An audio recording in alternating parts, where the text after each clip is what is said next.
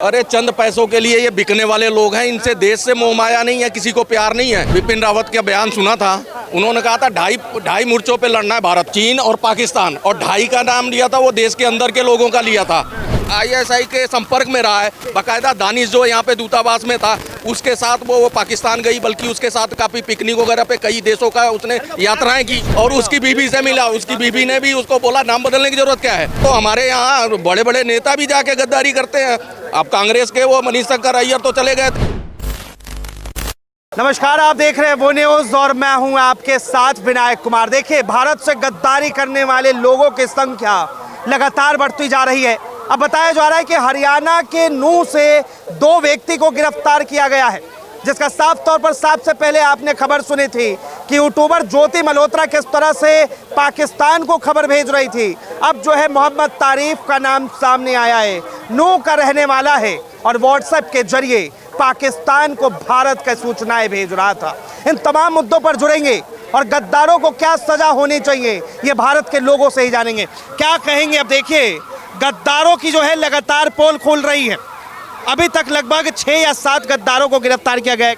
अरे भाई, मैंने बिपिन रावत का बयान सुना था, उन्होंने कहा था ढाई मोर्चों पे लड़ना है भारत को, चीन और पाकिस्तान, और ढाई का नाम लिया था वो देश के अंदर के लोगों का लिया था। तो जो बड़े उछल रहे थे ना कि वो ज्योति मल्होत्रा पकड़ी गई फलाना, उसके पीछे देखो पूरी गैंग है। आईएसआई का दानिश भी पकड़ा गया, दानिश का भी नाम आया है ना, उसने उससे पाकिस्तान में ले जाके वहाँ पे रेखी का। सवाल ये कि पाकिस्तान से बड़ी मोहब्बत उबल रही है इन लोगों को और भारत के लिए इतना नफरत। अरे चंद पैसों के लिए ये बिकने वाले लोग हैं। इनसे देश से मोह माया नहीं है, किसी को प्यार नहीं है। इनको तो भैया पैसा दिखा और फ्रेम दिखा, और शॉर्टकट में देश से गद्दारी ही करना पड़े तो उस पर वो एग्री है। पहले ही उनके अंदर इतना जहर भरा होता है, तो वो उनको जब जरा सा भी तूल मिलता है या कोई मौका मिल जाए, कोई प्लेटफॉर्म दिख जाए, तो वो आ जाते हैं उस पर। अगर आ रहे हैं तो बहुत बड़ी बात है। यहाँ तो हमारे यहाँ बड़े बड़े नेता भी जाके गद्दारी करते हैं।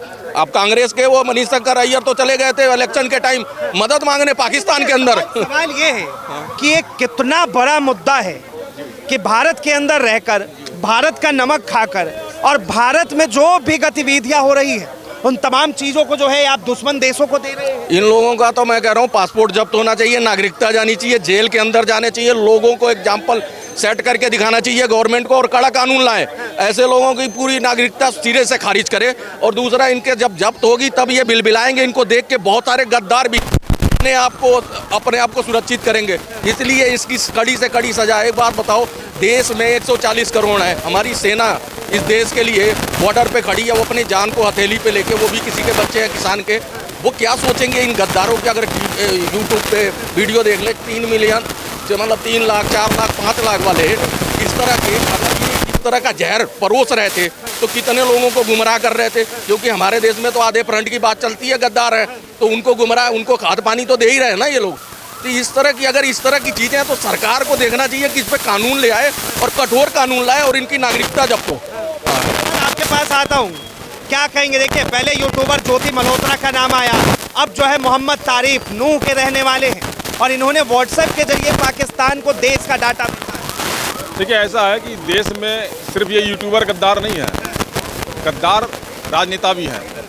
राजनेता में अभी आप देखिए, इन लोगों सबने बोला कि हम आपके साथ हैं, मोदी जी आप आगे बढ़ें। जैसे ही इनको कोई मुद्दा मिल गया, प्रूफ लाओ, किसने हाथ जोड़े, पाकिस्तान ने कब हाथ जोड़े आपके बताओ? हमारी मुख्यमंत्री बोली, पुरानी मुख्यमंत्री जो मार लेना, स्वाति मार लेना, तो अब बताओ। हाँ, इनको आतिशी मार लेना ने बोला कब हाथ जोड़े, आप प्रूफ दिखाओ। क्या था ये भी तो गद्दारी है, यही गद्दारी है आप। और इनके जो बयान हैं वो पाकिस्तान में दिखाए जाते हैं। इन लोगों का ही वीडियो दिखा के पाकिस्तान प्रोपेगेंडा फैला रहा है। वहाँ के लोगों को कहता है देख झूठ बोल रहे थे, वहाँ के यूट्यूबर भी यही बोल रहा है जो हम बोलते थे। तो ये लोग जो झूठ बोलते परोसते हैं ना, वो पाकिस्तान में चल जाता है। ये चंद उसके लिए, पैसों के लिए ये लोग बिक गए देश के साथ जो गद्दारी कर रहे हैं। इनके साथ तो वो सजा होनी चाहिए, जनता के बीच में डाल दो, जनता घसीट के चौराहों पे इनको मार के टांगे, तब पता लगेगा। आप बताओ, कि यहाँ पे जो लोग प्रोपेगेंडा चला रहे हैं, अभी भी देखो बहुत से लोग सवाल पूछ रहे हैं कितने राफेल मारे गए, उनको गिनती बताओ। कोई कहता है कि सबूत दिखाओ। इनको बांध के रॉकेट में गवर्नमेंट को छोड़ना चाहिए, जहाँ पाकिस्तान में पता लगेगा इनको। लेकिन यहाँ बैठे बैठे मलाई खा रहे हैं जनता के पैसों से और गरीब का मसीहा बने हुए हैं। लेकिन मौके जब मिलते हैं तो देश के साथ खड़े होने के बजाय देश से गद्दारी करते हैं। तो ऐसे लोगों को तो कठोर सजा जनता को देना चाहिए। और जब बटन दबाते हो ऐसे नेताओं को चिन्हित करो ना। जब इनका खाद पानी बंद तुम करोगे, ये बड़ी ताकत होती है कोर्ट में। अगर तुम लोग इस तरह से करोगे तो ये नेता समझेंगे। यहाँ से बाहर जाते हैं, बाहर जाके उल्ट सुल्ट बयान दे के आते हैं जो कि पाकिस्तान के लिए टॉनिक का काम करता है। तो ये लोग देने वाले ही हैं। देखिए बयान जो है वो अलग है, सवाल यहाँ पे ये है, राष्ट्रीय सुरक्षा का मामला है। सैनिक के कई ऐसे गुप्त सूचनाएं होती है, कई ऐसे खबरें होती है जो लगातार पाकिस्तान में ISI को पहुंचाया जा रहा है।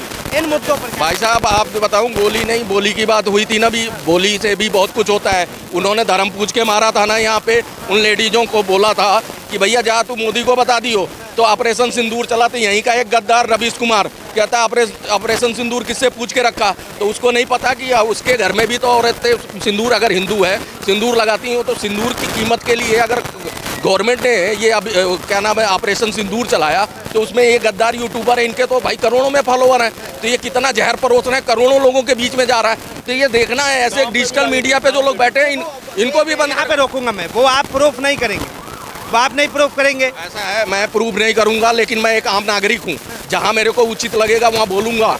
और गए उस पे बोलिए, उनको क्या सजा होनी चाहिए। उनको तो सजा से पकड़े गए हैं, हिसार से पकड़े गए, इनके जब्त करो, इनकी नागरिकता खत्म करो, इनका घर जो है कुड़ुक करो। ये जो जिस मकान में रहते हैं इनकी जायदादें सारी छीन लो। भैया जो जिस देश में रहता है उस थाली में खा के छेद कर रहा है, इनके साथ तो वो होना चाहिए। लोगों को पता लगे कि भैया इस तरह की अगर जिंदगी में मैंने कभी करी तो मेरा भी सब कुछ छिन जाना है। देश से गद्दारी की क्या सजा होनी चाहिए? सीधा सीधा जी, उनका पासपोर्ट रद्द करो, उनका वोटिंग पावर रद्द करो, जेल में डालो। और सबसे बड़ी बात है कि देश जागे।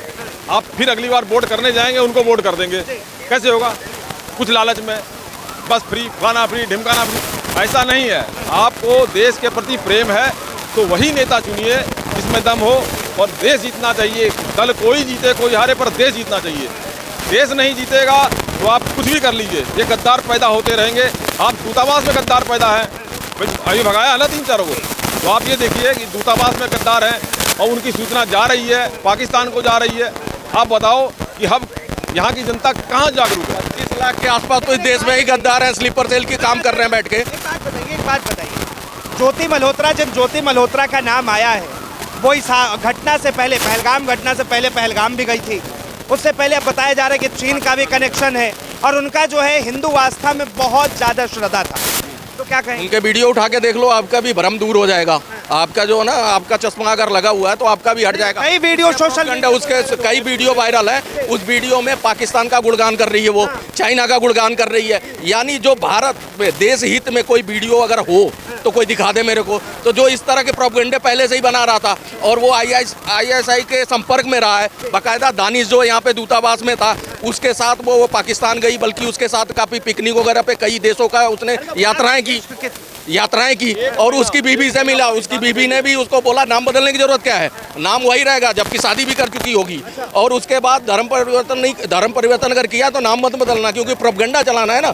तो फिर उस प्रोपेगेंडे के तहत काम कर रही थी। तो ऐसे लोगों को देखे ना गवर्नमेंट की, भैया कानून किस तरह का कठोर लाना इस देश में। सबसे पहले क्या कहेंगे इस वक्त जो है भारत में गद्दारों की बड़ी खोज? ये सही बोल रहे हैं भाई साहब, जो बोल रहे हैं भाई, गद्दार तो हिंदुस्तान में बहुत। मल्होत्रा का नाम आया, 10 और आ गए, उससे पहले राजस्थान के पकड़े गए। क्या सजा होनी चाहिए? उनके लिए उनका घर मकान तोड़ना चाहिए और उनको जेल में डाल देना चाहिए। उनको, उनके घर वालों को भी पता लगे कि हाँ भाई ये गद्दारी क्या करने की सज़ा क्या है, और उनको जेल में डाल देना चाहिए। ये देश के अंदर रहकर देश का नमक खाने के बाद ये लोग इस तरह की हरकतें कर रहे हैं। किसी भी धर्म का हो, कोई भी हो, अगर देश से गद्दारी कर रहा है उसको एक ही सज़ा मिलनी चाहिए, ये नहीं हो पक्षपात होना चाहिए।